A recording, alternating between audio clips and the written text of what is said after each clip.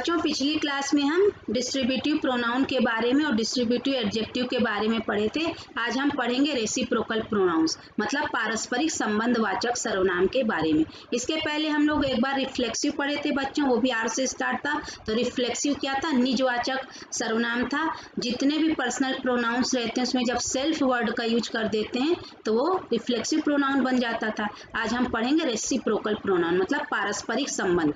Reciprocal pronouns are word that express a mutual action or relationship. मतलब ये जो सर्वनाम होता है बच्चों, दो या दो से अधिक लोगों के बीच परस्पर संबंध को बताता या दर्शाता है। म्यूचुअल लव है ना, म्यूचुअल सपोर्ट। जब दो लोगों के बीच होता है म्यूचुअल लव तब वहाँ पे हम ईच अदर का उपयोग करते हैं बच्चों। जब दो से ज्यादा लोगों के बीच बात होती तो वहाँ पे वन एनदर का उपयोग करते हैं। जैसे आप चित्र में देखिए, यहाँ पे डॉग और कैट के बीच बात दिखाई जा रही, my dog and cat love है ना। तो my dog and cat love each other, ये डॉग और कैट है, इनके बीच म्यूचुअल लव है, दो जन की बात हो रही थी, ईच अदर का उपयोग हो गया। ये ईच अदर जो वर्ड है बच्चों रेसिप्रोकल प्रोनाउन है। दे आल सपोर्ट वन एनदर, यहाँ पे दो से ज्यादा व्यक्ति हैं, दो से ज्यादा वस्तुएं होती हैं और बोला जा रहा है दे आल सपोर्ट वन एनदर, मतलब सब एक दूसरे को सपोर्ट कर रहे हैं। तो इस तरीके का जो यहाँ पे वन एनदर है बच्चों, ये क्या हो गया हमारा रेसिप्रोकल प्रोनाउन हो गया। दो से ज्यादा लोगों के बीच बात होती है तो वहाँ पे हम उसको रेसिप्रोकल प्रोनाउन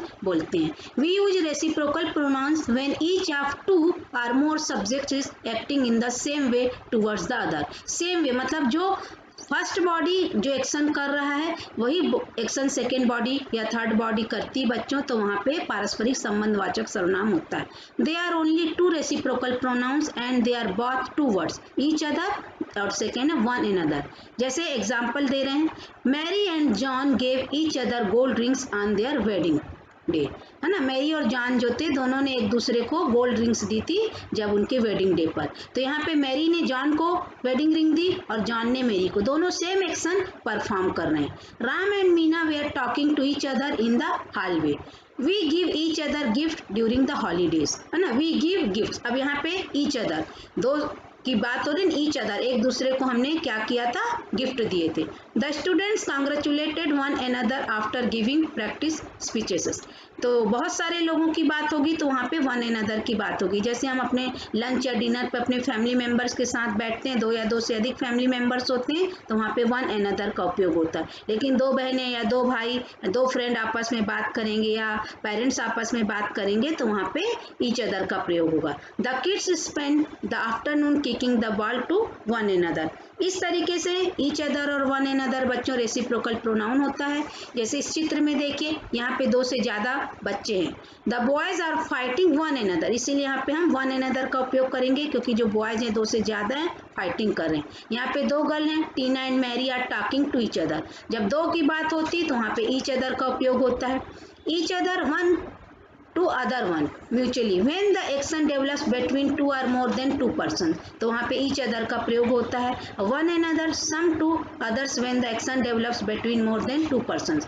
तो यहाँ पे बच्चों इस तरीके से एक बात और समझ में आती है कि each other का प्रयोग दो या दो से अधिक के लिए भी हम कर सकते हैं, लेकिन one another का उपयोग हम हमेशा दो से ज्यादा के लिए ही करेंगे।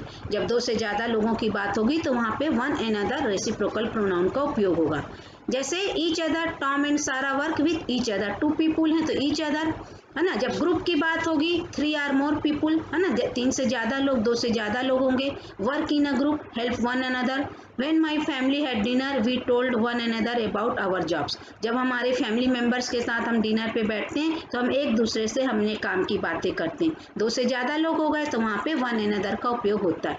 अब बच्चों हमने आपको बताया था आर से स्टार्ट होता है रिफ्लेक्सिव प्रोनाउन भी रेसिप्रोकल, तो आप कंफ्यूज मत होइएगा। रिफ्लेक्सिव प्रोनाउन क्या होता है, इसको पहचानने का सबसे आसान तरीका सेल्फ या सेल्फ्स लगा रहता। Personal pronouns I, we, you, she, it, है ना, हर, देम, इन सब में सेल्फ या सेल्फ का उपयोग होता है तो वहाँ पे हम आसानी से रिफ्लेक्सिव प्रोनाउन पहचान सकते हैं। जैसे टॉम एंड सारा हेल्प देम सेल्फ्स, है ना, टॉम और सारा स्वयं की मदद करते हैं। टॉम एंड सारा हेल्प ईच अदर, तो यहाँ पे देखिए दोनों चित्र में ये अपनी अपनी मदद कर रहे हैं और यहाँ पे दोनों एक दूसरे की मदद कर रहे हैं। तो जब एक दूसरे की बात आएगी, पारस्परिक संबंध की बात आएगी तो बच्चों वहाँ पे ईच अदर का उपयोग होगा, और जब खुद की मदद की बात आएगी तो वहाँ पे हम रिफ्लेक्सिव प्रोनाउन की बात करेंगे और देमसेल्व्स या सेल्फ्स लगा के सेल्फ लगा के हम उसको बनाएंगे। कुछ की पॉइंट्स हम इनके देखते हैं। We use reciprocal pronoun when each of two or more subjects acting in the same way towards the other।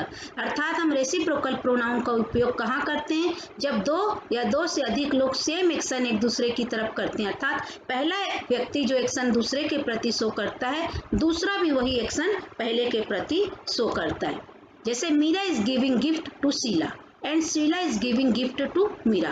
मतलब मीरा किसको गिफ्ट दे रही? शीला को। और शीला किसको गिफ्ट दे रही? मीरा को। दोनों सेम एक्शन कर रहे हैं, गिफ्ट देने का काम। तो हम इसको कैसे बनाएंगे बच्चों? Simply Meera and Sheela giving gift to each other, है ना, दोनों एक दूसरे को गिफ्ट दे रही हैं। We cannot use them with singular pronoun। Singular pronoun I, you, he, she और it, ये सब क्या होते हैं बच्चों? Singular pronoun. जब हम सिंगुलर प्रोनाउन की बात करते हैं, क्योंकि सिंगल हो गया वहाँ पे, दो लोग भी नहीं है, दो से ज़्यादा भी नहीं है, तो वहाँ पे हम रेसिप्रोकल प्रोनाउन का उपयोग नहीं करते। Because they required multiple noun and pronoun to show feelings और एक्शन। क्योंकि किसी भी फीलिंग को, किसी भी एक्शन को शो करने के लिए हमको मल्टीपल नाउन या प्रोनाउन चाहिए, दो या दो से अधिक लोग चाहिए। तो अर्थात परस्पर संबंध वाचक सर्वनाम एक वचन की सर्वनाम या एक वचन कर्ता के साथ यूज नहीं होता, बल्कि यह बहुवचन सर्वनाम या बहुवचन कर्ता के साथ यूज होता है। जैसे आई हेल्प ईच अदर, यह गलत है। यू हेल्प ईच अदर, यह भी गलत है, क्योंकि आई और यू क्या है?